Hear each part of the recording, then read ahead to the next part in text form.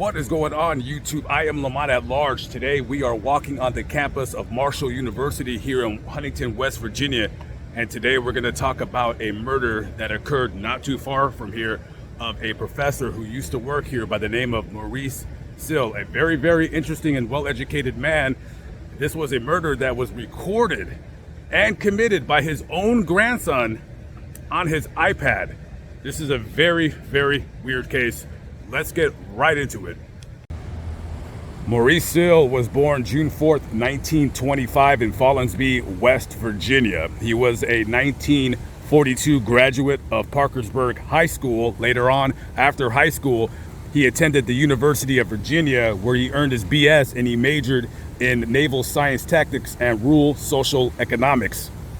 After he was done at the University of Virginia, he joined the United States Navy, served his 4 years there, then later went back to school. He went to Penn State, where he earned his PhD in rural sociology in 1958. So after he was done in school at Penn State, him and his family went to India, of all places. And in India, he was the agriculture missionary there for about 8 years. He was also did a lot of work with the Peace Corps. And he's actually the first director of the Peace Corps in Pakistan.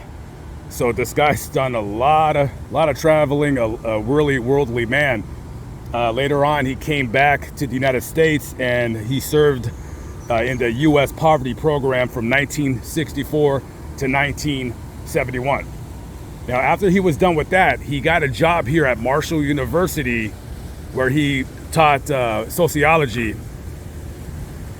He worked here for a while until his retirement in 1990. Just a little bit of that man and his life. Definitely a man, even though I don't know him personally, that is the type of man that I would love to sit down and have a cup of coffee and just talk about his life. Very, very fascinating person. So after he retires, he and his wife, they live on a farm not too far from here, a 160-acre farm. Now, later on, after his wife passes away, he ends up donating that whole entire farm to his church. And in the church, they took that farm and they turned it into a sanctuary for monks.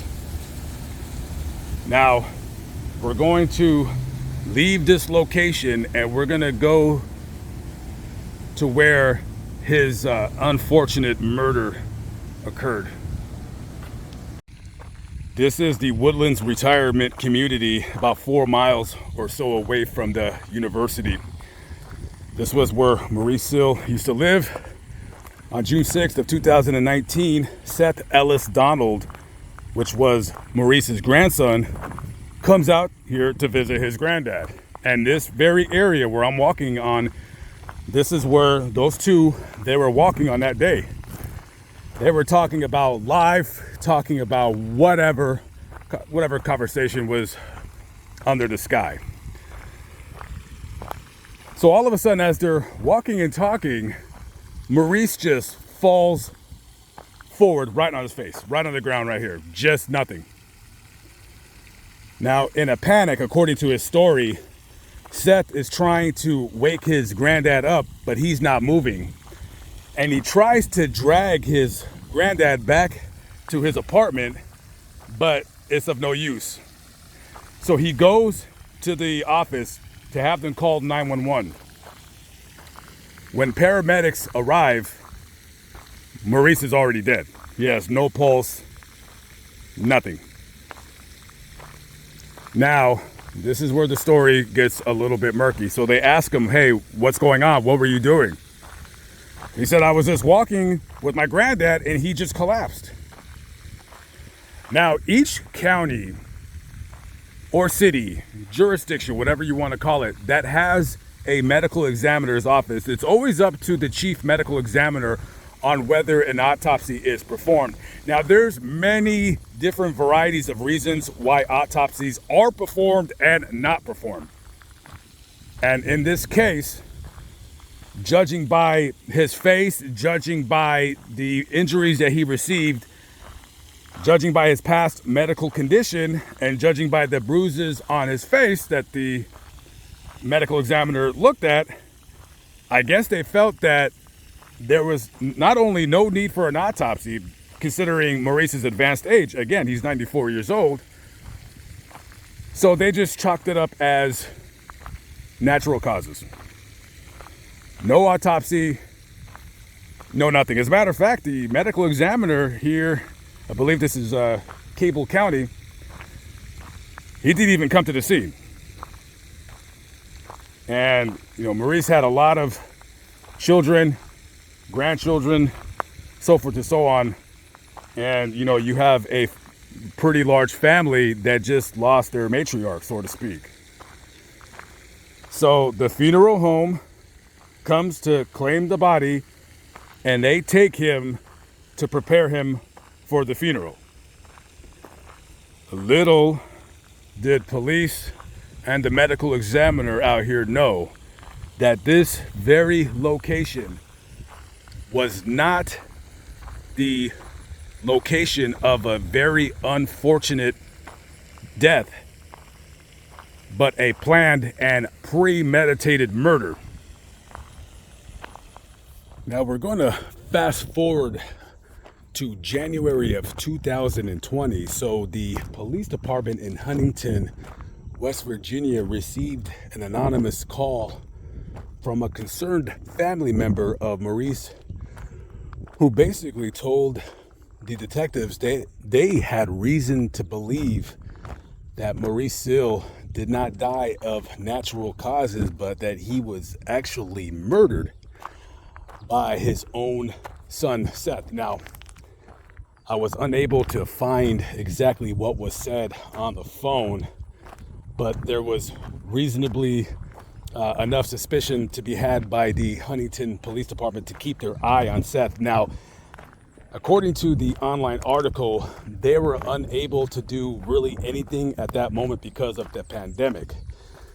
Now, we're going to go to July 26th of that year. We're going to travel 2,400 miles west. We're in the Beverly Hills Police Department in Beverly Hills, California, of course. So, July 26, 2020, Seth Ellis Donald, the grandson of Maurice Sill, comes into the police department and he says, "Yeah, I want to talk to a couple detectives." And they say, "Okay." And then they say, "Okay, well, what do you need to talk to us about?" And he says, "I want to talk about a murder." And they say, "Okay, come to our office." So he walks into their office and they say, "Okay, what's going on?" And he said, "Well, I killed my grandfather." "Okay, tell us more." So he starts explaining the situation with him and Maurice. And for the next hour or so, Seth tells the police that not only did he kill his grandfather, plan on killing his grandfather, he actually recorded the video on his iPad, and he has his iPad with him. So these guys are like, "Okay, let's see the video." And so now I'm basically going to tell you what happened in the video. So Seth and his grandfather, they're walking in the area that I was at previously, and they're talking about just life in general. And then Seth tells his grandfather that, we're wasting a lot of resources on you. You're old, you're just here waiting to die. I mean, like, what gives? Don't you think about, like, your death? And Maurice tells him, "Well, if that happens, that's in God's hands." And Seth replies, "No, it's in my hands." And then he starts attacking his grandfather, and his grandfather's like, like, leave me alone, stop. He's like, what are you doing? Like, he starts just begging him to get off of him. So the iPad drops. And you can kind of see in the video that there is some kind of a struggle, but the iPad is like pretty much pointing up. And you can hear in the audio of this video that Maurice is pretty much begging for his life.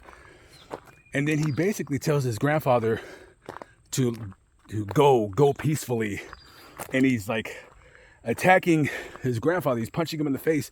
And then he takes a rag and he's like smothering him with it until Maurice stops moving. So they watched this video, and that's only some of what was on the video. And these detectives, they're looking at each other and they say, okay. So they place him under arrest and they extradite him the 2,400 miles back out here to face the charge of first-degree murder. Now, currently, right now, as of the recording of this video, they're still in a pre-trial, and Seth's attorneys are trying to get the evidence. I believe they're trying to get it thrown out because they feel that they can't authenticate the video. However, the prosecutor feels that the video is pretty authentic. It shows Seth killing his grandfather. Currently, I am walking on the very property that Maurice used to own.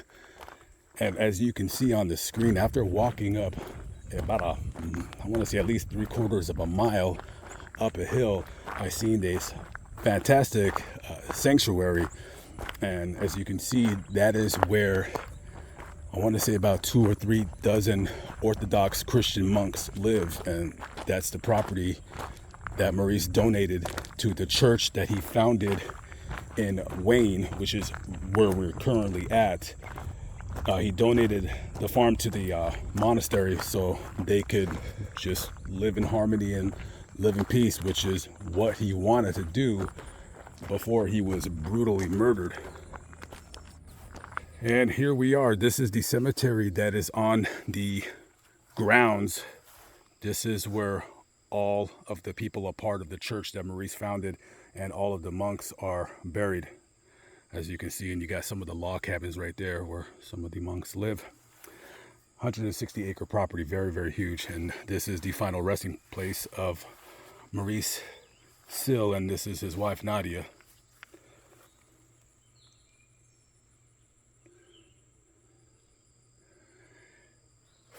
Quite a interesting story. And when I read about him donating this whole entire property to have this monastery built, I mean, it was quite amazing.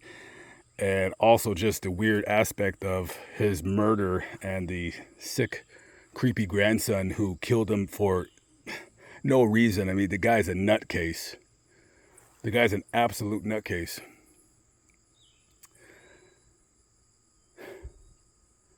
Yeah, definitely when I was reading this guy's story, I was like, wow, I wish I could have just like sat with him for an hour and just picked his brain about, travel and just different people and cultures he's met throughout his life.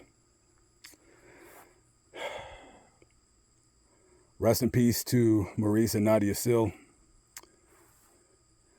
Okay, guys, I gotta get out of here. I gotta continue the hike back down the mountain. But thank you for watching this video. I appreciate it very much. And I will catch up with you on the next vlog. Be good, y'all. Peace out.